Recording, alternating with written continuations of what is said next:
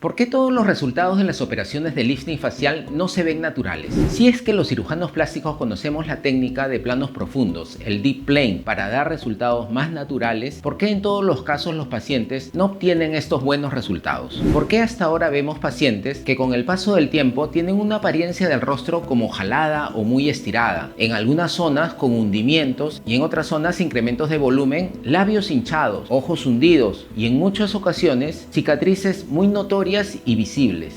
¿Qué es lo que sucede? ¿No todas las operaciones de lifting facial son las mismas? En este video te voy a informar lo que muy pocos cirujanos plásticos se atreven a decirte. Primero tenemos que ubicarnos en el tiempo. Las operaciones de rejuvenecimiento facial aparecen hace más de 100 años y tenían por objetivo y finalidad desaparecer las arrugas. Incluso el primer nombre que recibe la cirugía de rejuvenecimiento facial es ritidoplastía, eliminación de arrugas. Esta información te lo he dado en un video donde hablamos de la historia del lifting facial y te lo dejo por aquí. En la primera mitad del siglo XX, estas técnicas se fueron refinando. Los cirujanos plásticos se dieron cuenta que el envejecimiento del rostro no se debía únicamente a la piel, sino que habían estructuras más profundas que caían. Es a partir del año de 1976 que se identifica esta capa profunda que se llama el SMAS o sistema músculo-aponeurótico superficial del rostro. También se identifican los ligamentos que lo sostienen, que son los ligamentos de retención, y la capa de grasa por debajo de la piel que no es uniforme, sino que se distribuye en almohadillas, compartimientos o cojinetes.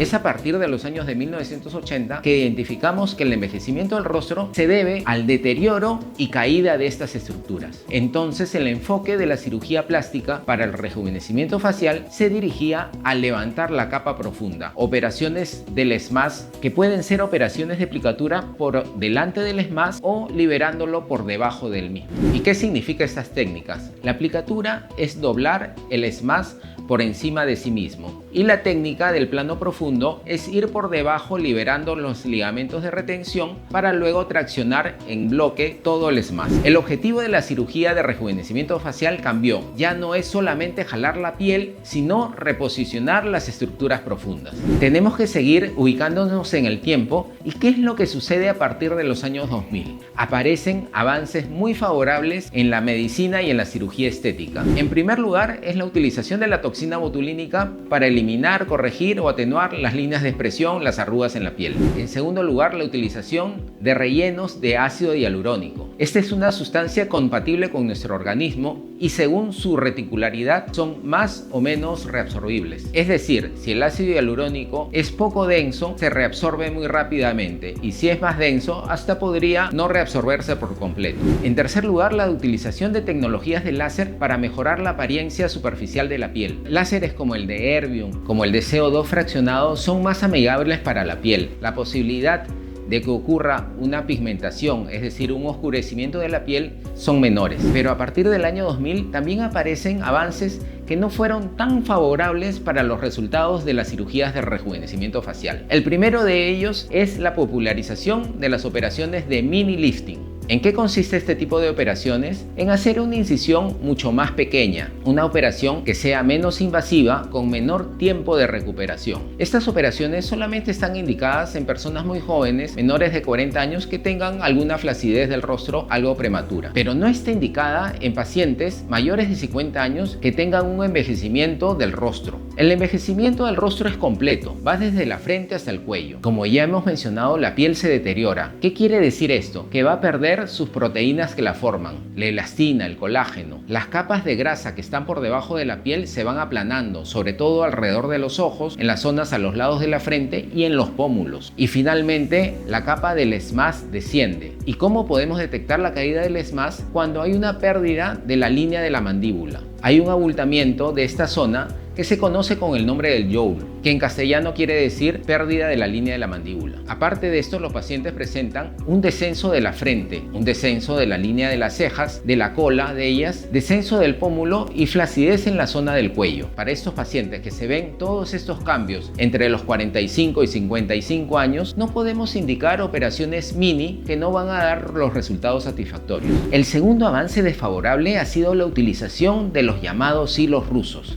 ¿Y qué cosas son estos? Son unos hilos que contienen unas púas o espuelas. Son llamados hilos espiculados. ¿Y cómo se utilizan? Se introducen por debajo de la piel y tienen la finalidad de traccionarla a ella o traccionar tejidos más profundos mediante una incisión muy pequeña. Esta técnica, sin realizar despegamientos de la piel, obviamente que va a tener un resultado muy pobre que se va a perder al muy poco tiempo, o en otros casos dejar zonas de retracción, zonas de hundimiento muy visibles. La popularización de este método, que pudiera haber sido indicado en pacientes que tengan una flacidez muy incipiente, una flacidez muy pequeña, en pacientes con una flacidez ya instalada, es obviamente que no van a dar resultados ni buenos ni naturales. En tercer lugar, la indicación de liposucciones en el rostro, en la papada o en el cuello, con la finalidad de producir la retracción, es decir, el estiramiento de la piel. Muchos cirujanos combinan las operaciones de mini lifting con operaciones de liposucción de diversas zonas, de las mejillas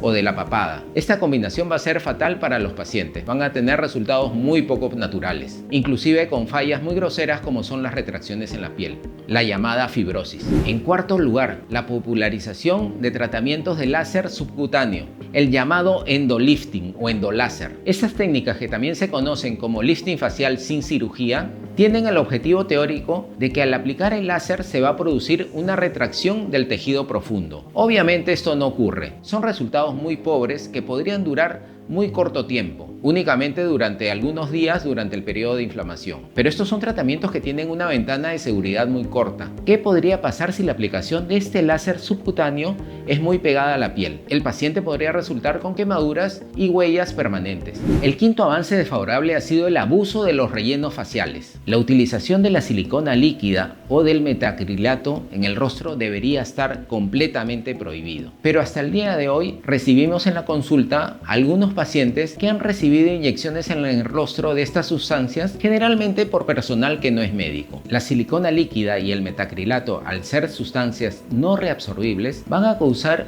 una inflamación permanente en la zona donde se aplicó. Esto podría causar nodulaciones que vayan incrementándose con el paso del tiempo y zonas enrojecidas crónicamente, es decir, por mucho tiempo. Les había mencionado que un avance favorable ha sido la utilización del ácido hialurónico, que este es un elemento, una sustancia compatible con nuestro organismo. Pero el abuso de estos rellenos, inyectar gran cantidad de esta sustancia con la finalidad de levantar la piel cuando la piel está descendida, no es una buena indicación. Vamos a tener resultados de caras demasiado infladas o hinchadas, caras llamadas de almohada. Tenemos que anotar que el ácido hialurónico tampoco no puede ser aplicado en todas las zonas del rostro. Donde nunca debería aplicarse es en la zona de la punta de la nariz, ya que podría causar una necrosis de la piel de ella. Por obstrucción de los vasos sanguíneos, la piel puede perderse. El ácido hialurónico tampoco debería indicarse alrededor de los ojos. Una indicación frecuente que he encontrado en pacientes es para corregir las ojeras, y estos pacientes terminan con abultamientos en las zonas por debajo de los ojos. La indicación del ácido hialurónico siempre debe ser en muy pocas cantidades y en lugares determinados.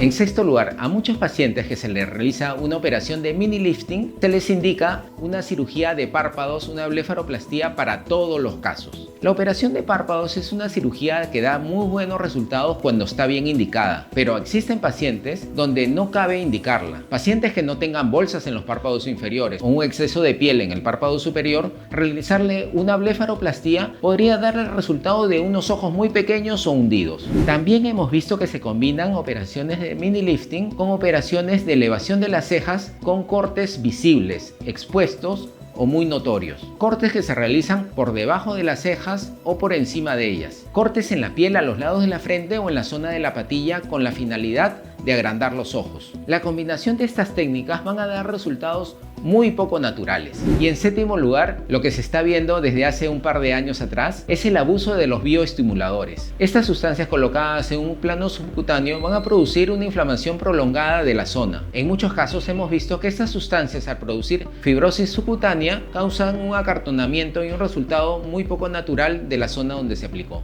Como hemos visto, a partir de los años 2000 han aparecido algunos avances en la cirugía plástica que, si bien muchos de ellos han sido favorables, otros las indicaciones no han sido las mejores. La combinación de operaciones de mini lifting que se promocionan como cirugías menos invasivas, con menor tiempo de recuperación, asociadas con liposucción, endoláser o el abuso de rellenos, dan resultados poco naturales, desfavorables, y en muchos casos estos pacientes que ya han pasado por procesos posoperatorios de inflamación terminan con resultados insatisfactorios, afectándolos emocionalmente. Si tienes más de 45 años y estás evaluando la posibilidad de realizarte una operación de rejuvenecimiento facial, tienes que estar informado que no todas las operaciones son iguales, no todas las técnicas dan los mismos resultados. Para un resultado completo del rostro, desde la frente hasta el cuello, tenemos operaciones de planos profundos. Si bien muchos pacientes buscan operaciones que sean, entre comillas, menos invasivas, con menor tiempo de recuperación, optar por una operación de mini lifting asociadas con otras de las técnicas ya detalladas podría tener resultados poco satisfactorios. El contenido de este video es para informarte sobre cirugía plástica, y si te gustó te invito a que te suscribas a mi canal de YouTube y me sigas en todas las redes sociales como Dr. Fernando Dejo.